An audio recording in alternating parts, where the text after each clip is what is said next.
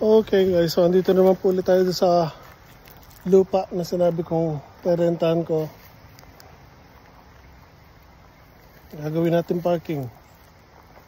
So mula dun sa mga puno na malaki na yun, doon kalsada yan, sa may kalsada, doon sa kalsada sa harapan, lahat yan sakop natin. So yun ang boundary ng may-ari ng bahay, ng lupa, sorry. Dito, tapos ito, bulok na bahay pero pwede natin gawin o gamitin. Buo yung bubong, walang tumutulo, sinilip ko na, may second floor yan. Marami lang basura sa loob. So lilinisin lang natin yan. Pwede natin gawing opisina or stock room. Pansamantala habang wala pa tayo nagagawang lagayan ng mga gamit.